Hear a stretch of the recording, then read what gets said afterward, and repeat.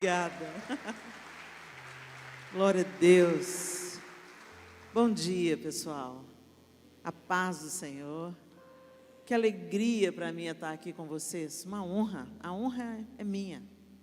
Glória a Deus por 10 anos desse projeto que nasceu no coração de Deus, sem sombra de dúvida, né?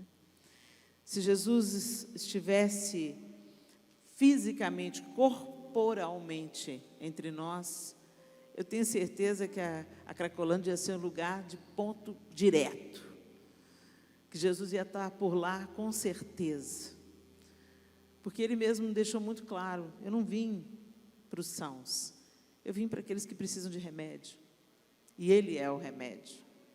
E a gente está muito feliz, eu e o João, de estarmos aqui por ocasião desses 10 anos, que a gente ora que se transforme em muitos anos e que dê muitos frutos para a glória de Deus. Amém? Eu queria compartilhar com vocês uma palavra que Deus colocou no meu coração nessa manhã. E para isso eu queria que você abrisse a sua Bíblia no livro de Atos, capítulo 8.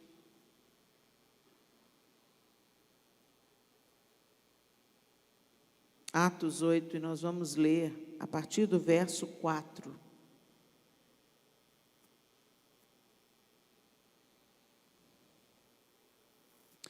Eu vou usar a versão NVI. E a palavra de Deus diz assim: os que haviam sido dispersos pregavam a palavra por onde quer que fossem. Indo Filipe para uma cidade de Samaria, ali lhes anunciava o Cristo. Quando a multidão ouviu Filipe e viu os sinais milagrosos que ele realizava, deu unânime atenção ao que ele dizia. Os espíritos imundos saíam de muitos, dando gritos, e muitos paralíticos e mancos foram curados. Assim, houve grande alegria naquela cidade.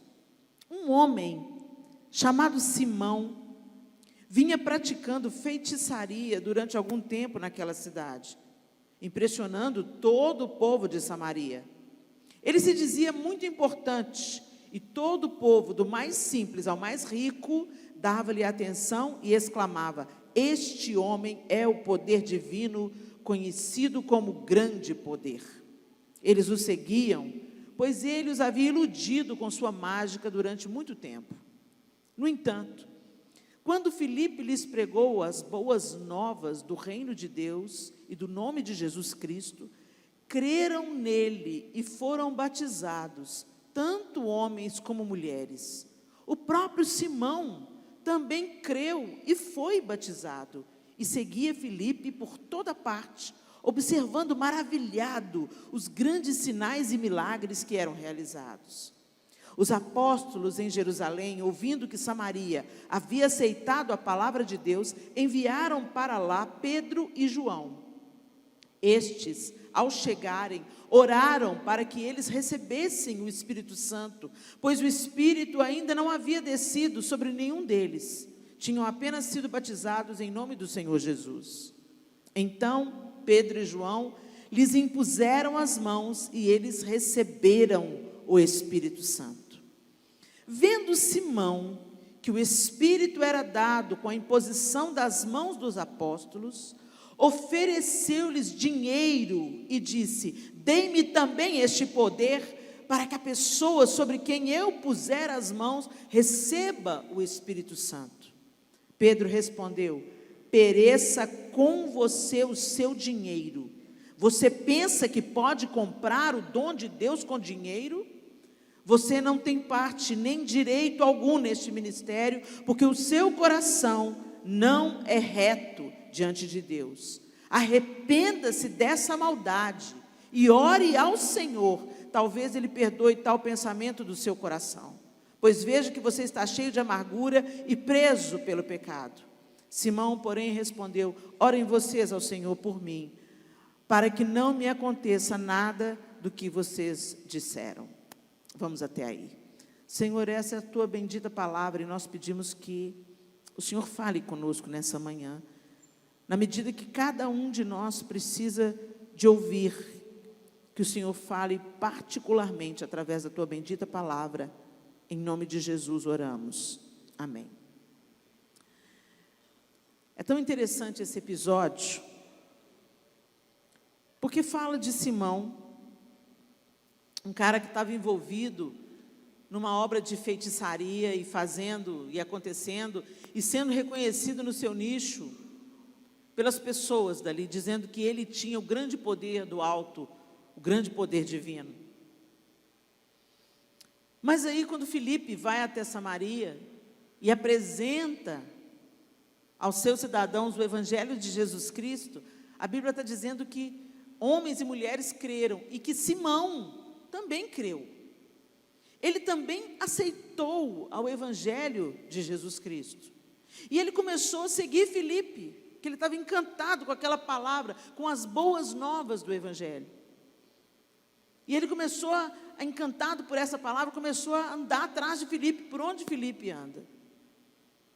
Aí a igreja em Jerusalém ouviu dizer que Samaria, que o trabalho de Filipe estava sendo eficaz, então mandaram reforço, mandaram Pedro e João.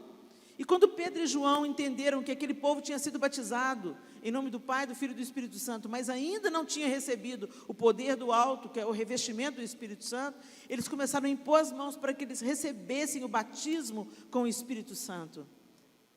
E quando Simão viu aquilo, desejou aquele poder. É tão interessante que todos nós, homens, mulheres, não interessa o que você está vivendo hoje na sua vida, nós caminhamos animados por um espírito. Nós caminhamos animados por um espírito, seja o nosso próprio espírito, seja o Espírito de Deus, ou seja o espírito e a influência maligna. Ninguém que caminha só na carne, caminha animado por um espírito. E aí eu quero perguntar para você nessa manhã, sobre qual espírito, sobre qual influência nós temos caminhado. Simão estava vivendo do jeito dele, animado por um espírito de poder, que lhe dava poder, ele tinha influência, ele estava envolvido com feitiçaria. Então ele era animado por um espírito, e ele experimentava certo nível de sucesso, vamos dizer assim, animado por esse espírito. Mas quando ele vê o poder do Espírito de Deus, que atuava através de Pedro e João, ele deseja comprar esse poder. E ele é imediatamente repreendido. As pessoas, elas querem poder de Deus, mas elas não querem andar com Deus. Elas querem as bênçãos de Deus, mas elas não querem andar com Deus. Elas querem a cura de Deus, mas elas não querem andar com Deus. Simão estava andando com Filipe, mas não estava andando com Deus. Porque se ele estivesse andando com Deus, ele já teria entendido que o poder de Deus não se compra. Ele é concedido graciosamente pelo Espírito de Deus que opera em nós, segundo a obra que Ele faz em nós, e essa obra nos leva à rendição e entrega absoluta. Não adianta você crer, Simão creu. Não adianta você andar com gente que é de Deus. Filipe era de Deus, e Simão estava andando com Filipe. Se você não tomar a decisão radical de andar com Deus na sua vida pessoal, não adianta você ficar aqui no projeto, não adianta você ser um cooperador no projeto, não adianta, se você não tem vida com Deus, uma hora ou outra o capiroto vai te pegar, uma hora ou outra você vai ser animado novamente por aquele espírito que você sempre foi animado. Simão amava mais o lucro que o poder que ele tinha dado por Satanás operava, e ele quis mais poder, e ele quis comprar esse poder. E nós muitas vezes somos tão semelhantes, a gente olha para Simão e fala, o que é isso? Misericórdia. O cara pirou o cabeção, será que ele acha que dá para comprar o poder de Deus? Mas muitas vezes nós estamos na mesma ilusão. A gente começa a andar com a turma de Deus, a gente começa a caminhar junto, a falar a mesma língua, a usar as mesmas roupas, a ter os mesmos tiques, mas na nossa vida privada, na nossa vida pessoal, no nosso coração, nós até cremos, mas não houve uma genuína rendição. Porque imediatamente, gente, quando há uma rendição genuína, a gente quer saber mais, e a gente quer conhecer mais. Jesus diz assim lá em Apocalipse: eis que estou à porta e bato. Se alguém abrir a porta, eu entrarei e cearei com ele e ele comigo. O que é essa parada de cear? A gente come junto de quem a gente quer conhecer mais intimamente. Não é assim? Quando as pessoas querem se conhecer mais, elas falam assim: aqui, vem tomar um café. Opa, vamos almoçar junto? A gente divide o prato. Eu me lembro que, quando eu era criança, eu amava comer o prato da minha mãe. Eu tinha uma sensação de intimidade, porque eu comia no prato dela. Muitos anos mais tarde, o pastor Cirilo compôs aquela música, né? Quero comer no teu prato, calçar os meus pés nos teus sapatos e arrastar. Lá, lá, lá, lá, lá, lá, lá, lá. A música chama Intimidade. Intimidade. Come junto, você come junto. Você busca se assentar à mesa com quem você busca intimidade. Por isso que Jesus era tão discriminado, porque comia com pecadores. Não era só uma questão de comer junto, porque na cultura judaica, comer junto significa estabelecer um relacionamento. Se eu estou comendo junto com você, porque eu quero ser seu parceiro, eu quero ser seu irmão, eu quero ser seu amigo, eu quero te conhecer melhor. Então, enquanto a gente come, a gente conversa, a gente olha no olho e a gente estabelece um relacionamento. É isso que Jesus quer ter com a gente, relacionamento. A gente fala para a galera: você vai ter que orar para o resto da sua vida. O povo arregala um olho desse tamanho, como se eu estivesse pichando uma maldição. Quê? Para o resto da minha vida? Eu sou casada com o João, esse ano faz 32 anos que a gente é casado. Eu quero conversar com ele para o resto da minha vida. Por quê? Porque eu amo. Eu tenho um relacionamento, tenho filhos com ele, eu tenho um envolvimento com ele. Então é para ele que eu quero contar os meus segredos, é para ele que eu quero confessar os meus pecados, é para ele que eu quero dividir a minha necessidade, é com ele. Então, quando a gente fala, você vai ter que orar para o resto da vida, você vai ter que conversar com Deus para o resto da sua vida, o povo arregala o olho como se fosse uma maldição. Por quê? Porque vive na superficialidade da religião e não na intensidade do relacionamento, e é o relacionamento que transforma, é o relacionamento que cura, é o relacionamento que me torna parecido com Jesus, é o relacionamento que vai deixando a minha carne ser a cada dia mais deixada para trás, a minha vontade mais a cada dia ser deixada para trás. Só se eu estiver conectado em Jesus, que eu vou fazer a vontade dEle. Ele mesmo diz: aquele que me ama, é aquele que faz a vontade do meu Pai. Amar o Senhor é obedecê-lo. Mas como que eu vou obedecê-lo se eu não conheço? Se eu não confio? Se eu não ando com Ele? E a gente aprendeu na nossa religião, na nossa religiosidade, a nos relacionar com Deus através de terceiros. Então, eu amo Jesus, mas eu quero ouvir o que o pastor Rica tem para dizer. Eu amo Jesus, mas eu quero ouvir o que a Helena tem a dizer.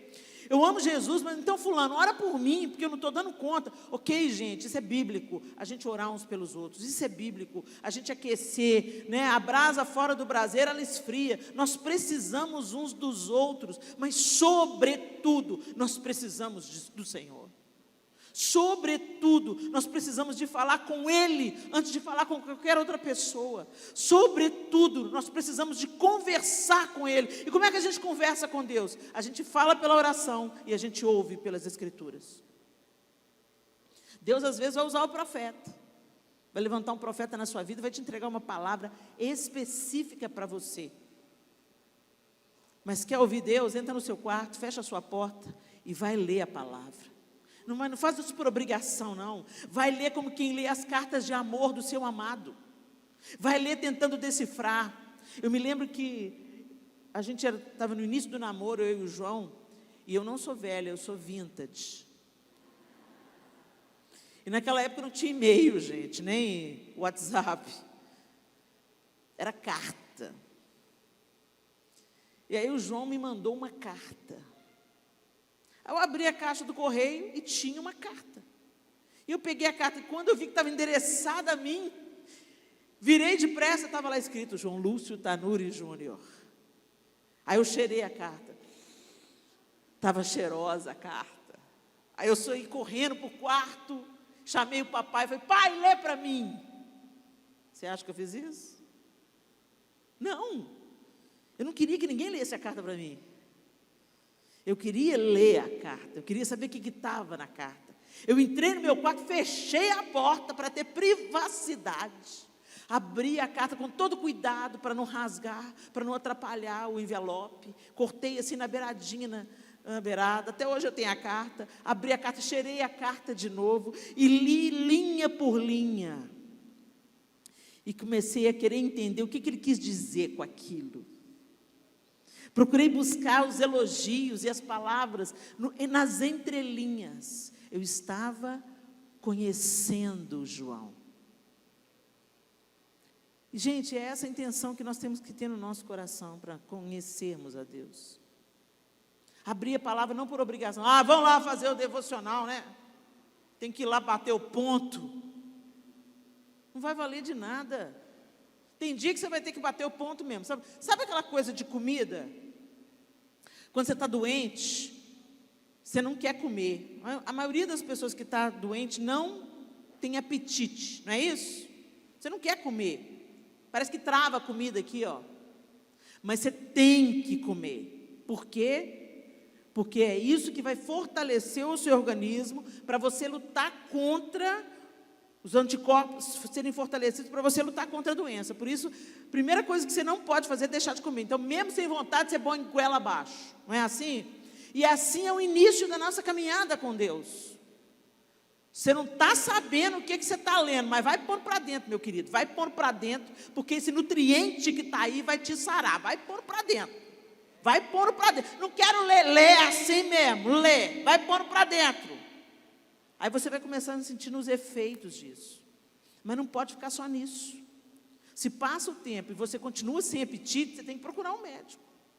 Se passa um tempo e aquela comida que você está comendo não está te fortalecendo, você tem que buscar ajuda. Porque a comida vai te fortalecendo. E aí você começa a ter prazer de novo na comida. Você começa a sentir o sabor e você começa a ter prazer de novo na comida. E é isso que acontece com a palavra de Deus. Pode começar como uma obrigação, pode começar como eu vou lá fazer o meu devocional, pode começar como um remédio que você enfia a goela abaixo. Eu preciso de comida, porque senão eu vou morrer. E a fé vem pelo ouvir a palavra de Deus. Então é a palavra de Deus que você tem que pôr para dentro. Mesmo quando você não entende os nutrientes que tem no prato, você fala, não, isso é bom para a saúde. Você sabe discernir o que é bom para a saúde e o que não é, ou não é? Você sabe o que tem no copo de Coca-Cola? E você sabe que é muito melhor um suco de laranja sem açúcar. É ou não é? Mas você não sabe exatamente quais são os nutrientes e os veneninhos que tem na Coca-Cola. Mas você sabe discernir o que é bom e o que não é. Assim é a palavra de Deus. Pode não ter certeza absoluta de quais são os nutrientes e de como que aquela palavra vai atuar na sua vida, mas põe para dentro que numa hora fundamental é aquele nutriente que vai te deixar de pé. Agora começa como um dever, depois vira um deleite. Começa como um remédio, depois vira um prazer, se você não interromper. E o Senhor quer falar conosco. E o Senhor quer ter intimidade conosco. E à medida que a gente vai caminhando com Ele, é que nós vamos nos tornando parecidos com Ele. Não é pela nossa escolha, não é pela nossa, não, eu vou eu vou me santificar a mim mesmo. Não, a gente dá o passo em direção à santificação. Você começa a fazer escolhas que você sabe que são vida e não morte. Mas quem te sustenta nesse caminho é o Espírito de Deus. E Ele vai te conduzindo, e Ele vai te levando, e Ele vai te empurrando. E quando você pensa que não, você olha para trás, eu ainda não sou quem eu quero ser, mas eu não sou mais quem eu era. Continua. É a canção da Dori. Continue a nadar, continue a nadar. Vai nadando. Continue a orar, continue a ler a palavra, continue a ter comunhão com os irmãos, continue a perseguir o coração de Jesus. Porque é querendo conhecer esse Jesus que nós nos apaixonamos cada vez mais por Ele. E nos apaixonando cada vez mais por Ele, seremos então transformados à sua semelhança. O nosso processo é rendição. O nosso processo é entrega. Tem uma tríade na nossa vida: coração, palavra e obras. E ser espiritual é o alinhamento dessa tríade, glorificando a Deus e andando com Ele. Andando com Ele. Andar com Deus não são episódios de fé, é uma vida de fé. E a Bíblia fala de 3 homens que andaram com Deus: Enoque, Noé e Abraão. Gênesis 5, 22, 24 diz assim: depois que gerou Matusalém, Enoque andou com Deus 300 anos e gerou outros filhos e filhas. Viveu ao todo 365 anos. Enoque andou com Deus e já não foi encontrado, pois Deus o havia arrebatado. Em Gênesis 6, 9, esta é a história da família de Noé. Noé era homem justo, íntegro, entre o povo da sua época. Ele andava com Deus. Abraão esperava uma promessa bem maior. Precisou caminhar uma vida, passo a passo, em confiança, fidelidade, espera e obediência. E lá em Gênesis 17, 1 diz assim: quando atingiu Abraão a idade de 99 anos, apareceu-lhe o Senhor e disse-lhe: eu sou o Deus Todo-Poderoso, anda na minha presença e sê perfeito. Se você andar na minha presença, Abraão, você será aperfeiçoado. Será que a gente está andando com Deus? Será que é pelo Espírito de Deus que nós estamos caminhando? Será que nós andamos animados pelo Espírito de Deus? Ou será que nós estamos sendo animados pelo espírito humano? Um dia a gente está ótimo, outro dia a gente está péssimo. E a gente dá 10 passos para frente, 8 passos para trás. Todos nós aqui nessa sala, todos nós, precisamos andar com Deus. O convite é: ande comigo e ser perfeito. Anda comigo. E a gente teve esse momento aqui agora, que antecedeu o nosso culto de adoração. É chamado de momento de adoração. Gente, adoração não é música. Adoração é uma vida de devoção. É uma vida de entrega. É uma vida que Deus ocupa o centro das suas atenções e dos seus afetos. Então, tudo que você faz é para a glória de Deus. Tudo que você faz é pensando em Deus. Tudo que você faz é na sua comunhão com Deus. Você é devoto de Jesus Cristo. Você já viu um devoto dos santos? Da Igreja Católica, por exemplo? O devoto, ele faz romaria, ele faz promessa, ele caminha quilômetros e quilômetros e quilômetros, às vezes carregando uma cruz, para cumprir uma promessa que ele fez ao santo que ele devotado. Adoração é a nossa devoção ao único que é digno de recebê-la, ao Senhor Jesus. Será que a nossa vida converge para Ele? Será que é nele que buscamos o nosso consolo, a nossa esperança, a nossa alegria, a nossa renovação, o nosso amadurecimento, a vencer as nossas fraquezas? É nele que a gente vai: Jesus, eu não estou dando conta, me ajuda aqui. Será que tudo que a gente faz na vida é com Ele ocupando o centro e o trono do nosso coração? Não se engane. Se Jesus não ocupar o centro da sua vida, outros ídolos se apresentarão. O prazer, as drogas, a bebida, a prostituição, a inveja, a cobiça, o dinheiro, o trono do nosso coração nunca vai ficar vazio. E os ídolos são bem insistentes. E eles não desistem nunca. E a gente vê isso claramente na vida de Simão. Ele creu na palavra que ele ouviu de Filipe. Ele recebeu a palavra que ele ouviu. Ao que tudo indica, ele foi batizado. E ele começou a andar junto com Filipe. Mas o trono do coração de Simão tinha um Deus sentado nele. E o Deus que estava sentado no coração de Simão era o lucro. Ele não queria o dom do Espírito Santo para servir, ele queria o dom do Espírito Santo para ser servido, para ser reconhecido, para ser elogiado e para manter o título dele de divindade, íntimo da divindade. Mal sabia ele que ele não precisava de pagar nada por isso. Era só se render e deixar o Senhor fazer o resto.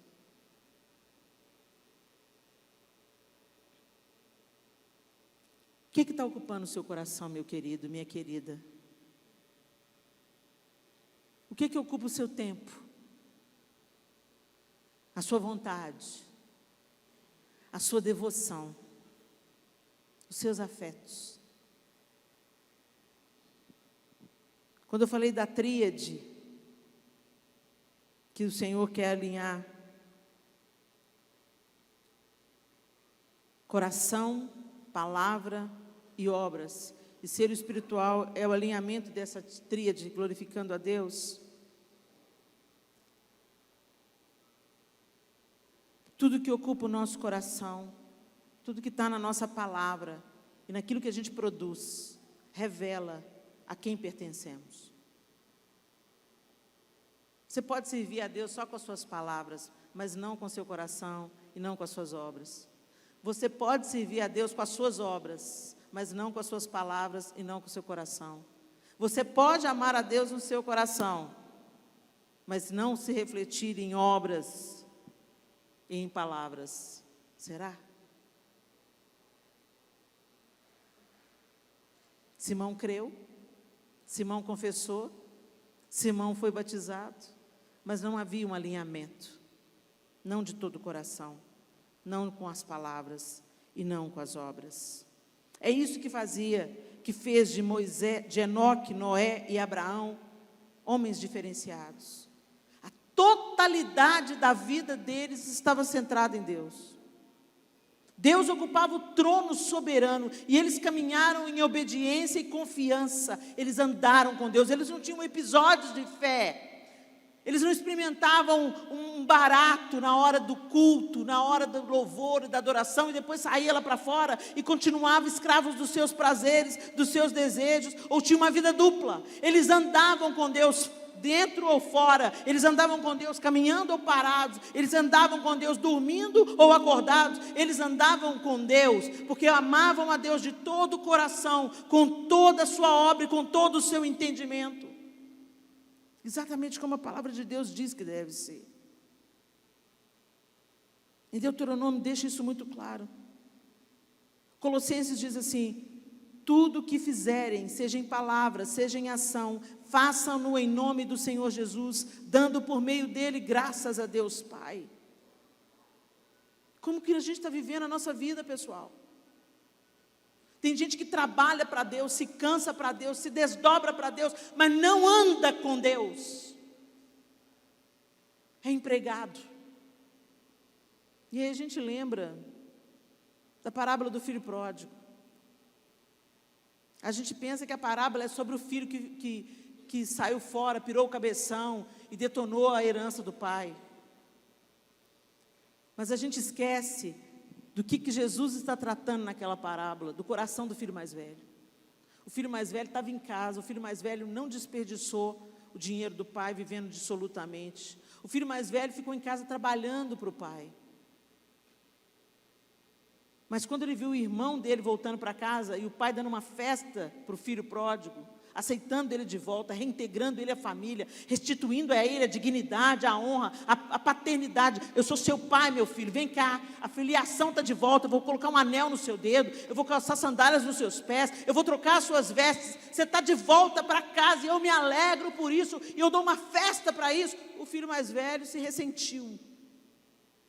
Sabe por que se ressentiu? Porque era empregado do pai, não era filho. A parábola conta que ele, voltando do campo, onde estava fazendo o quê? Trabalhando para o pai, ouviu a música e as danças, e chamou um outro empregado da fazenda para perguntar: o que está acontecendo? Se você chega na sua casa e está acontecendo uma festa, você chama um empregado para te dizer o que está acontecendo na sua casa? Não, você entra porta dentro, quem chegou, quem ganhou, o que foi, qual que é o motivo da festa, e você já começa a rir antes mesmo de saber qual é o motivo da alegria. Você faz parte dessa casa. Mas esse filho mais velho não faz isso. Ele pergunta para o empregado fala: seu irmão estava perdido, voltou, seu pai recebeu ele de volta, está dando uma festa para ele. E esse cara se ressente. O quê? Eu sou Rica Cipriano, eu acredito em... Deu uma festa. Deu uma festa para ele. Para mim nunca deu um cabrito para eu comer com os meus amigos. Mentira, porque no início da parábola fala claramente que quando o pai divide a herança, divide para os dois. E é isso que a falta de intimidade faz. A gente sempre acha que Deus está devendo a gente alguma coisa. A gente sempre acha que Deus é bom com o outro, mas não é bom com a gente. A gente está sempre de olho: nossa, mas o senhor está visitando fulano, hein? Olha que lá que benção. Agora eu estou te pedindo aqui um tempão para o senhor fazer alguma coisa na minha vida, e o senhor não faz coisa nenhuma. Esse é o coração daqueles que não têm intimidade. Quem tem intimidade confia. Quem conhece a Deus sabe que mesmo quando as coisas não estão exatamente do jeito que a gente gostaria que elas estivessem, a gente sabe que Deus está no comando, que Ele está cuidando da gente, que Ele não vai dar peixe no lugar de cobra no lugar de peixe, que Ele não vai dar pedra no lugar de pão, que Ele já provou o seu amor para conosco por ter Cristo morrido na cruz, sendo nós ainda pecadores. E que se a gente está passando na magrela, na dificuldade, Ele está usando essa oportunidade para a gente chegar mais perto. Porque se tem um lugar para aproximar a gente de Deus, é enrascada. Quando a gente está no apuro, a gente vira crente, a gente chega junto, a gente fica dependente. Deus, se o Senhor não me socorrer, eu estou lascado. Se o Senhor não me ajudar, eu estou perdido. Mas aí a gente ganha um pezinho e deixa Deus para lá. Então tem gente que Deus não vai aliviar um dia sequer na vida, para você ficar junto. Tem uma história lá em Israel, lá no campo dos pastores em Belém, eu ouvi essa história de uma pastora mesmo, de ovelha de verdade. E ela falou assim, que tem sempre aquela ovelha que se desgarra do rebanho. Nem à toa que a gente é comparado à ovelha, né, gente? Ovelha é um bicho meio imbecil. São fofinhos, mas vive fazendo bobagem. E a ovelha pega e vai e se desvia do rebanho. E ela faz isso 1, 2, 3 vezes. E aí quando o pastor já se cansa e essa ovelha está se colocando em sucessivo perigo, o pastor pega essa ovelha e quebra a perna dela.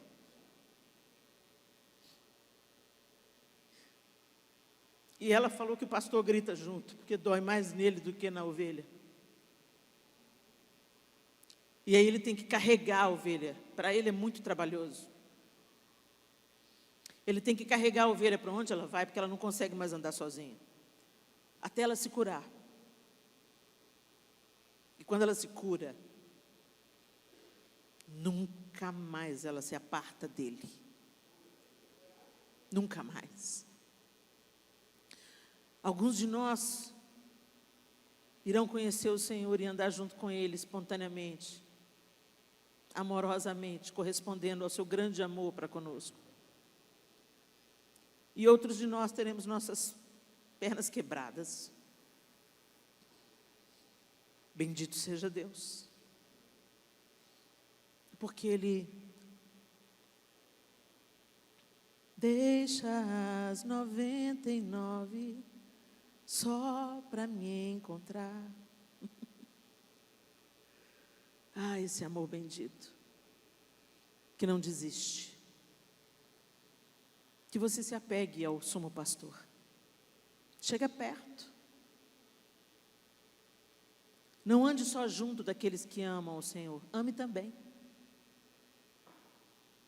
Não queira só as bênçãos do Senhor. Queira conhecê-lo. Sentir o seu cheiro. Conhecer como Ele pensa, como Ele age, como Ele sente, como Ele ordena. E ande em obediência. Em primeiro lugar, o reino de Deus, a sua justiça, as demais coisas serão acrescentadas. Vem para a intimidade. Ande com Deus. Na vida, no trabalho, enquanto faz comida, enquanto cuida das crianças, enquanto serve, enquanto descansa, enquanto se diverte, enquanto trabalha. Ande com Deus, dependa de Deus, confie em Deus, caminhe com Deus. E para a gente conhecer, a gente tem que falar. E tem que ouvir. Fale. Ore para o resto da vida. Fale. Deus não precisa das suas orações rebuscadas, Ele já conhece seu coração. Rasga o seu coração. Senhor, hoje eu estou mal. Senhor, hoje eu estou abatido. Senhor, hoje eu estou desanimado. Seja verdadeiro, seja honesto. Senhor, hoje está difícil para mim, eu estou sendo tentado. Abra o seu coração. Seja verdadeiro, seja honesto. E depois pare e escute. Leia a carta de amor, tentando buscar nas entrelinhas o que Deus quer te falar. Feche os seus olhos.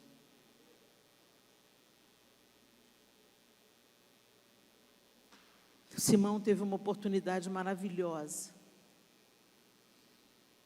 Ele creu.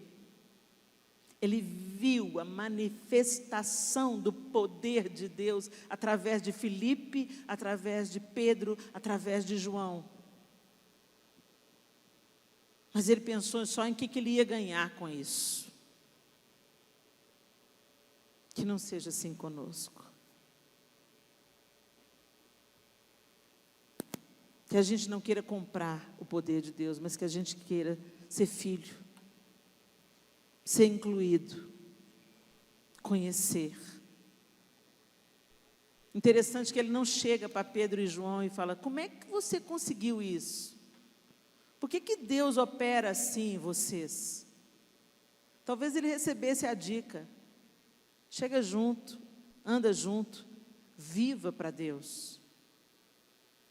Que o Senhor ocupe o centro da sua devoção, da sua atenção, dos seus afetos, da sua alegria. Deleita-te no Senhor. Mas não, ele achou que podia comprar. E certamente ele não queria comprar para servir. Simão estava pensando só em si mesmo. Tire os olhos de você e coloque os seus olhos no poder de Deus. Para de perguntar o que eu vou ganhar com isso.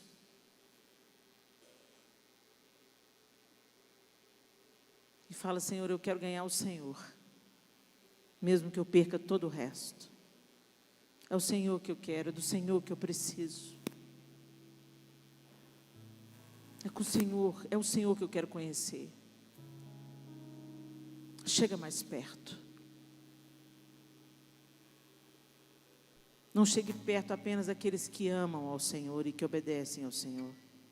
Chega perto do Senhor. Não tenta se relacionar com Deus Pai através dos empregados de Deus Pai, como fez o filho mais velho da parábola.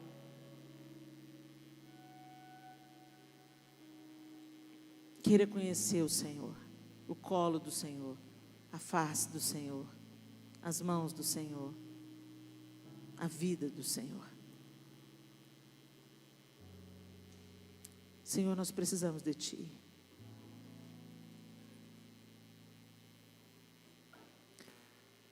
Nós buscamos saciar a nossa sede, a nossa fome, em tantos lugares que só nos deram mais sede, mais fome. Bebemos das águas dos poços que a vida oferece. Mas nós queremos beber da água que é o Senhor. Como aquela mulher na beira do poço em Samaria. Nós queremos Te conhecer, Jesus. E queremos ser Teus adoradores em espírito e em verdade. Que o Senhor ocupe o centro radical da nossa devoção, para que a gente encontre a vida.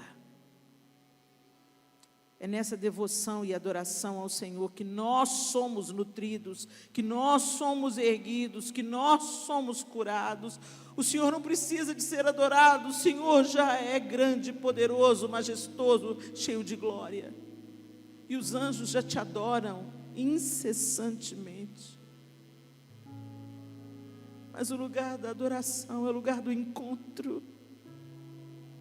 E nesse encontro nós somos mudados, fortalecidos, curados. Ajuda-nos, Senhor, a não querer só as Suas bênçãos, os Seus talentos, ou as manifestações do Teu poder, mas queremos o Senhor. Nós queremos o Senhor, Deus. Queremos andar com o Senhor como Noé andou, como Enoque andou, como Abraão andou. Em confiança, em entrega, em rendição e obediência, independente das circunstâncias ao redor. Que o Teu Espírito Santo nos anime, que o Teu Espírito Santo nos influencie, que o Teu Espírito Santo nos mova em direção ao Teu coração e ao conhecimento de quem Tu és. Em nome de Jesus Cristo nós oramos. Amém e amém. Aleluia. Deus abençoe vocês.